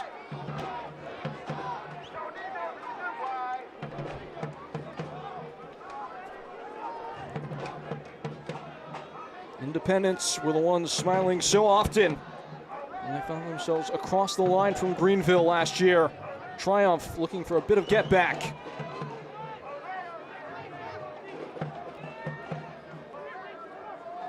Howergy nodded away. Only as far as Nga, who tries it again. Off the head of Maru. Easy to catch for Rankenberg, who smartly dribbles away toward the corner. I understand smartly, but I never like to see my goalie dribbling through the penalty box with 90 seconds left in a 1-goal game. But he was going the right direction.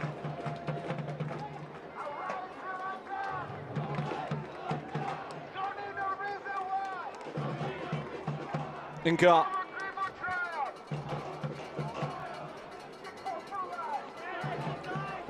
Howard Gate screaming back in defense. Greenville. A faulty first touch from Cheney. Nearing the final minute. And it will draw closer still with Robles fouled there.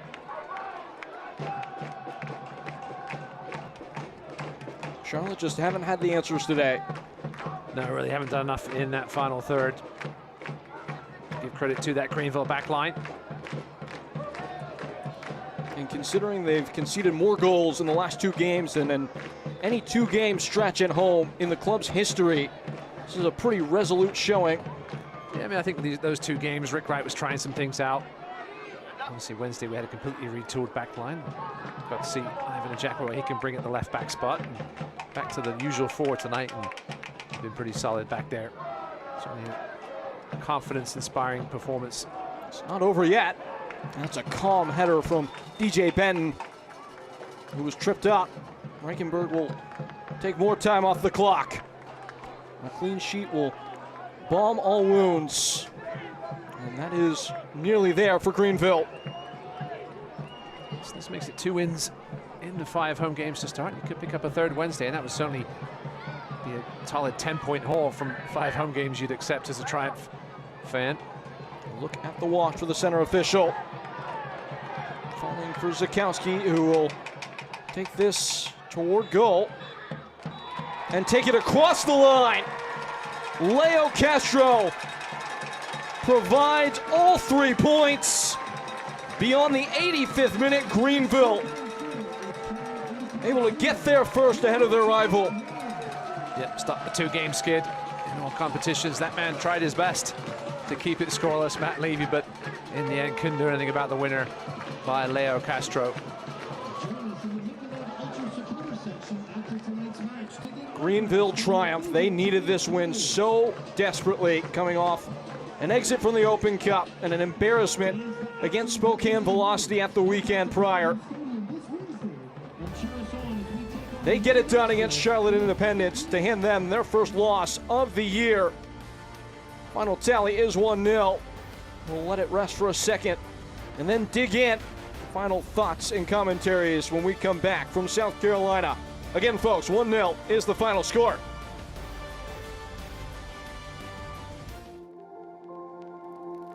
Welcome to Wood Creek Dental, where dental care is a family tradition. For over 40 years, we are proud to be a family-owned practice serving the community of Greenville, South Carolina. At Wood Creek Dental, we believe in quality care and exceptional service. Our experienced dentists and dedicated staff are committed to your experience in our calm and caring atmosphere. Our commitment to providing you and your family with exceptional service is at the heart of everything we do. And our patient-centered approach builds relationships based on trust and confidence. Experience the difference for yourself. Wood Creek Dental. Dental care from our family to yours.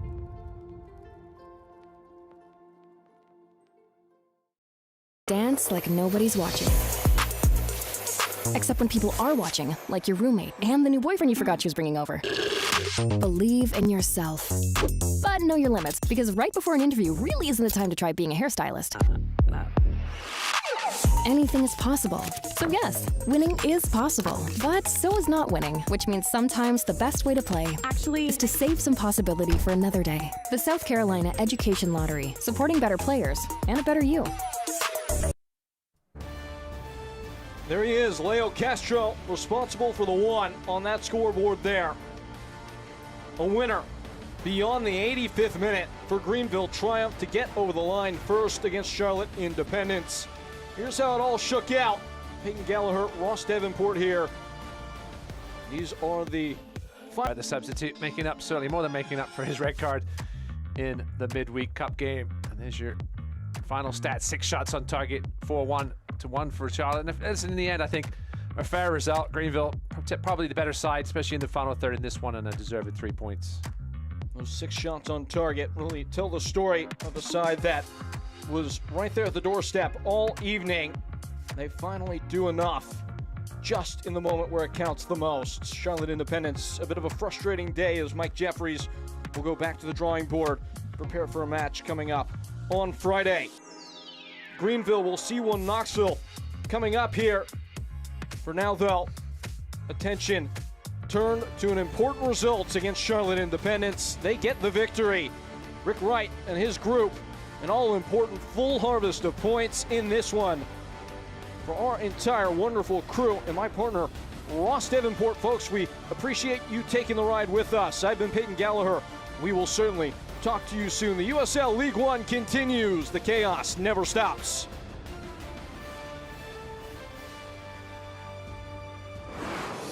This copyrighted telecast of the United Soccer League cannot be retransmitted, rebroadcast, or reproduced without the express written consent of the United Soccer League.